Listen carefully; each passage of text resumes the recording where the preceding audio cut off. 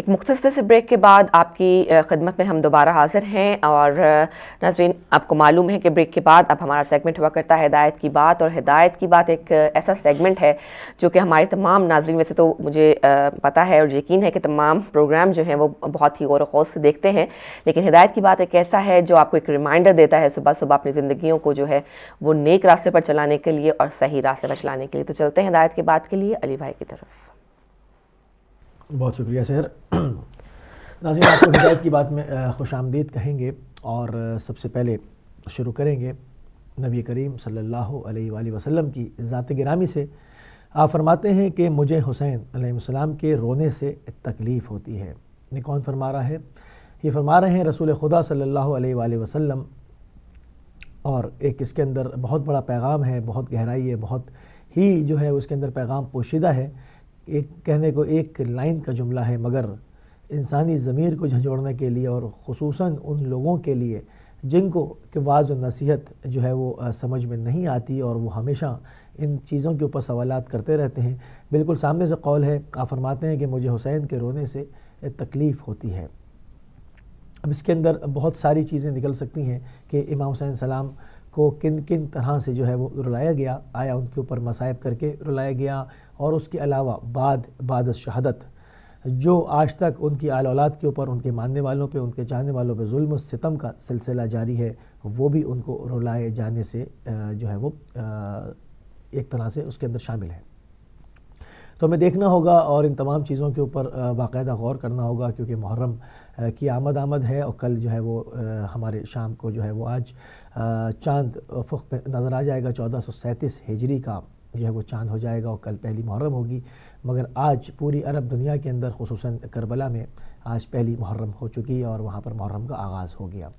کل دونوں حرمین کے اوپر، مولا غازی ابوالفضل عباس علیہ السلام کے حرم پہ اور امام حسین السلام کے حرم پہ جو ہے وہ سرخ اور سیاہ پرچم آویزہ کر دیے گئے۔ وہاں پر سوگواری شروع ہو گئی، اور وہاں پر آج پہلی محرم۔ ان تمام ناظرین کو جو ہمیں پوری عرب دنیا سے، جو کہ اردو سمجھ سکتے ہیں، بول سکتے ہیں، دیکھ سکتے ہیں، جو ہماری پاکستانی اور ہندوستانی کمیونٹی ہے، ان سب کو جو ہے وہ تمام مومن و مومنات، مسلم و مسلمات کو ہم ایک مرتبہ پھر تعزیت پیش کرتے ہیں۔ خصوصاً تعزیت پیش کریں گے امام زمانہ ارواحنا الفدا کی ذات کی گرامی کو، اور ان کی بارگاہ میں جو ہے وہ تعزیت پیش کریں گے، اور آگے بڑھیں گے، اور دوسرا قول شامل کریں گے مولا امیر المومنین حضرت علی ابن ابی طالب علیہ السلام سے۔ آپ فرماتے ہیں کہ اگر کسی آدمی سے دوستی کرنا چاہتے ہو،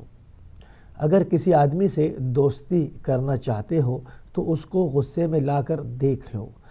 اگر وہ غصے کی حالت میں تمہارے ساتھ انصاف کرتا ہے تو وہ دوستی کے قابل ہے۔ یعنی غصے کی حالت میں بھی وہ تمہارے ساتھ انصاف کا پہلو نہیں چھوڑتا، غصے کی حالت میں بھی تمہارے ساتھ انصاف کرتا ہے تو وہ دوستی کے قابل ہے، اور اگر انصاف سے پیش نہیں آتا تو اسے چھوڑ دو۔ اللہ اکبر۔ آپ دیکھیں کیا اصول، جو قواعد ضوابط ہیں وہ بیان فرمائے جا رہے ہیں اور دکھایا جا رہا ہے، کیونکہ یہ ایک ایسا رشتہ ہے جو کہ دینی معاملات میں، دینی معرفت کے لحاظ میں اگر اس کو استعمال کیا جائے تو اس سے بڑی ترقی حاصل کی جا سکتی ہے، بڑی کامیابیاں حاصل کی جا سکتی ہیں۔ بعض دفعہ انسان وہ باتیں، مطلب انسان کے اوپر ماحول کا اور معاشرے کا بہت بڑا اثر ہوتا ہے، اپنے ساتھ گہرے دوستوں کا انسان کی شخصیت پہ اثر ہوتا ہے، یا آپ کا اثر کسی پہ پڑ رہا ہوتا ہے، یا آپ کے اوپر، یا آپ کسی کے اثر کو لے رہے ہوتے ہیں۔ تو یہ دو چیزیں زندگی بھر انسان کے ساتھ چلتی ہیں۔ معاشرے کا اثر، جو وہ بچے جو کہ ابھی بلوغت کی سرحد پہ قدم رکھ رہے ہیں، جو بھی نئے نئے نوجوان ہو رہے ہیں، ان کو شعور آ رہا ہے، تو اب ان کے دوستوں کا انتخاب کیسا ہونا چاہیے، یہ بڑوں کی ذمہ داری ہے، کیونکہ بچے کو اس وقت شعور نہیں ہے کہ وہ کس طرح کے دوست اپنے بنائے، کیونکہ وہ تو جس ماحول میں بھی اٹھے بیٹھے گا وہاں پر بہت سارے لوگوں کے ساتھ، بہت سارے یعنی کہ اس کے ہم عمر بچوں کے ساتھ اس کی دوستی ہو جائے گی۔ مگر یہ کام ماں باپ کا ہے کہ وہ نظر رکھیں کن بچوں کے ساتھ اس کو اٹھنا بیٹھنا ہے، اور کن بچوں کے ساتھ اس کو اٹھنا بیٹھنا نہیں ہے، زندگی میں اس کو کن دوستوں کو لے کے آگے چلنا ہے۔ جیسے کہ میں نے ابھی آپ کی خدمت میں عرض کی کہ آپ اس رشتے سے بہت ہی دینی اور معنوی فوائد حاصل کر سکتے ہیں۔ وہ اس طرح سے اگر آپ کے شروع سے ہی دینی اور پرہیزگار گھرانوں کے بچے اور ان شخصیات کے ساتھ دوستی ہو جائے تو وہ جس طرح سے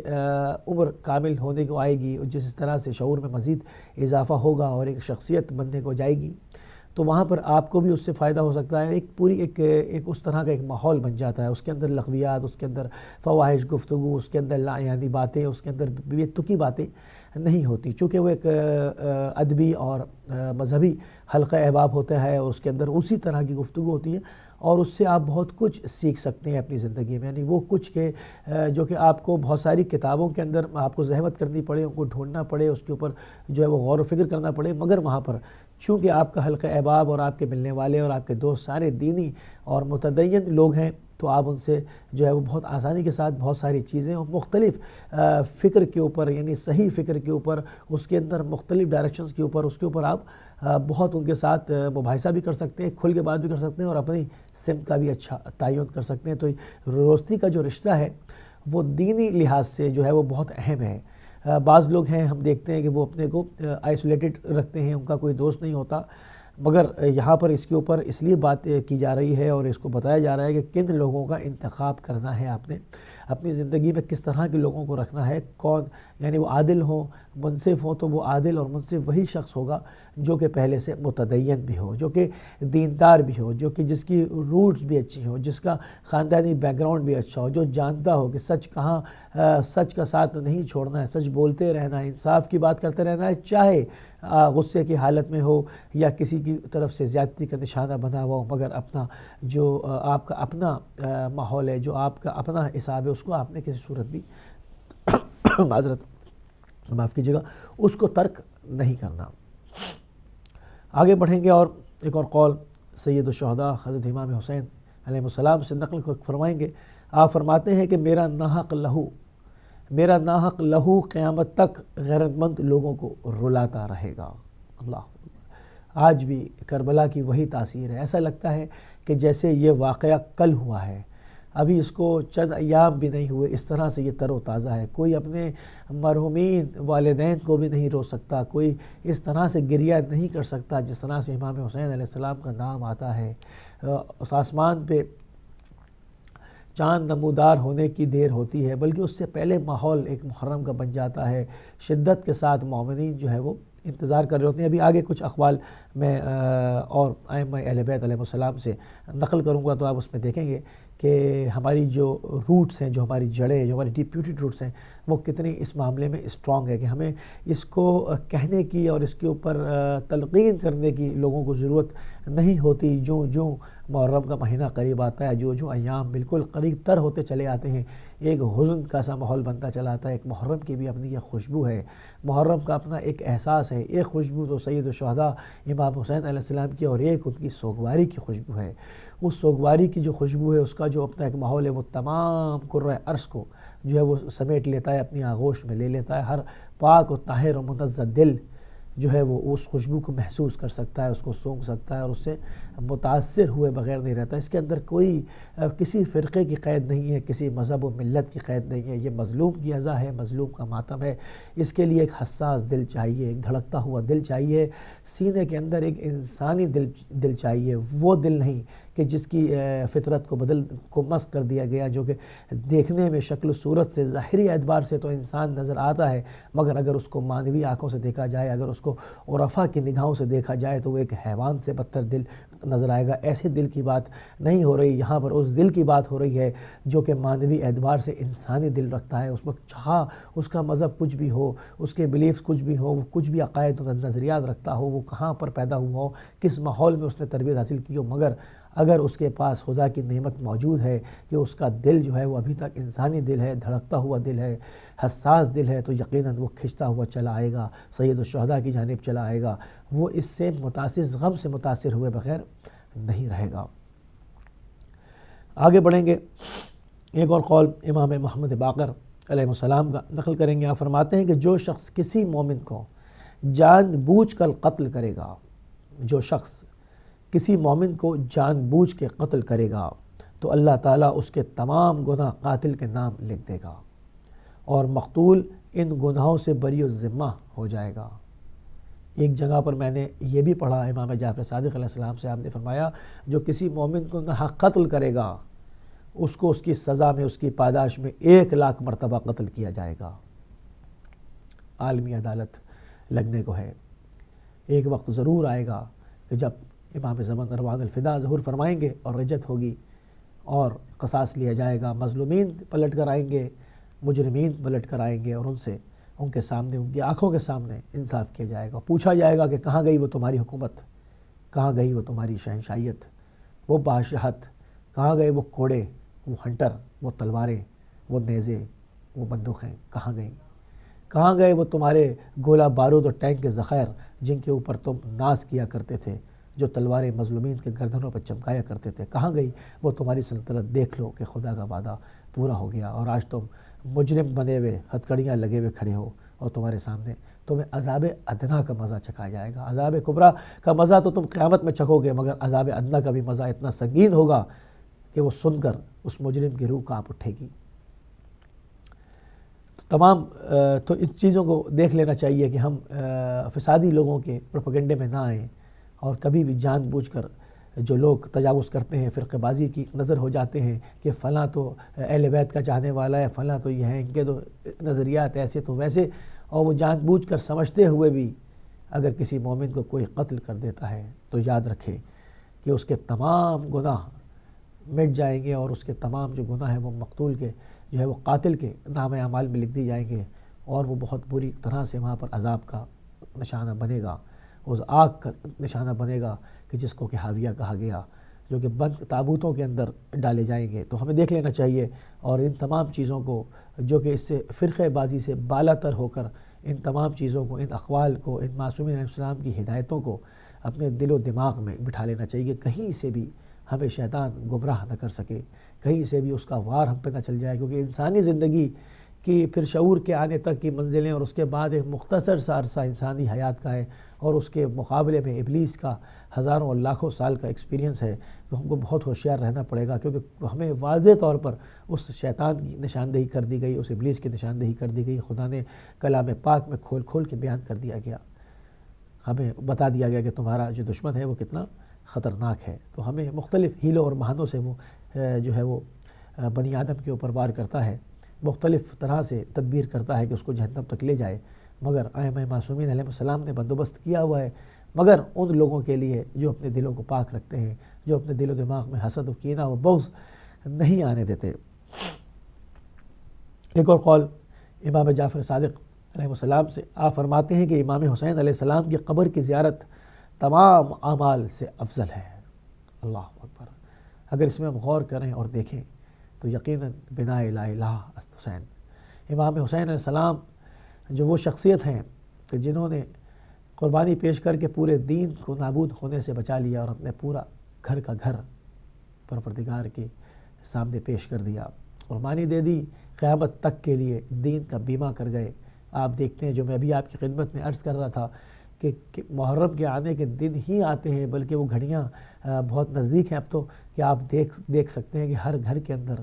جو ہے وہ عزا کی تیاریاں ہیں، ایک سوگواری کا سا ماحول ہے،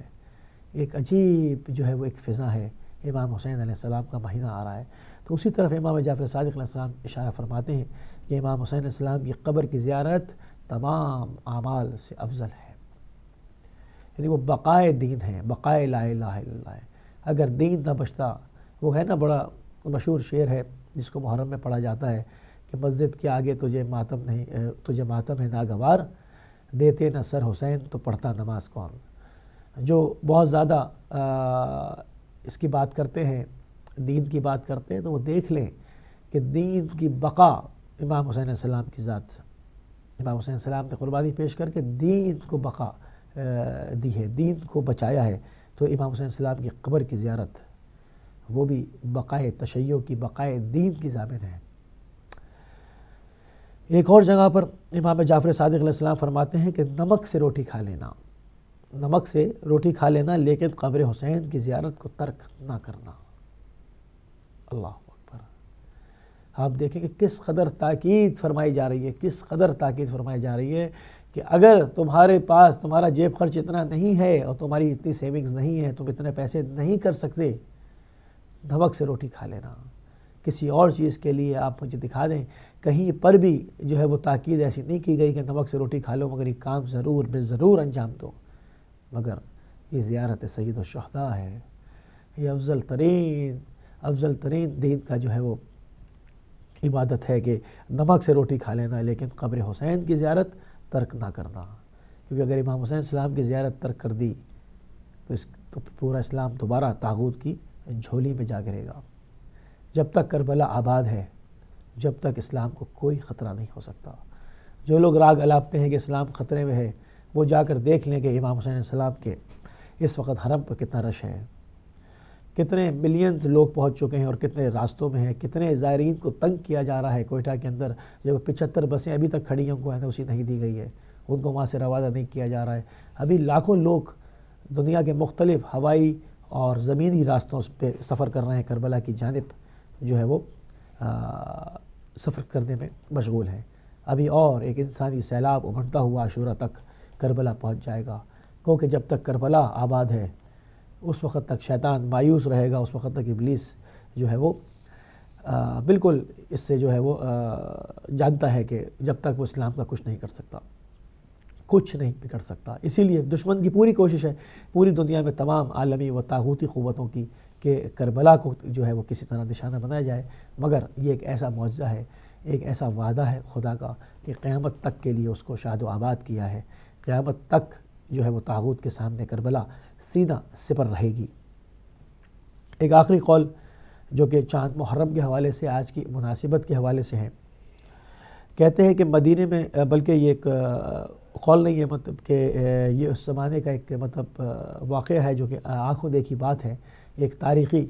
حقیقت ہے جو کہ میں آپ کے سامنے پیش کرنے جا رہا ہوں۔ مدینے کے لوگ کہتے ہیں کہ ہم محرم کا چاند آسمان پر نہیں دیکھتے تھے، بلکہ امام جعفر صادق علیہ السلام کے گھر سے رونے کی اتنی آوازیں آتی تھیں کہ ہم سمجھ جاتے تھے کہ محرم کا چاند ہو گیا۔ اللہ اکبر۔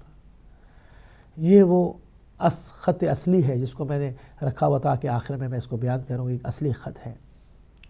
اور اس کی نہ ہمیں تاکید کرنے کی ضرورت ہے الحمدللہ، نہ اس کو دہرانے کی ضرورت ہے،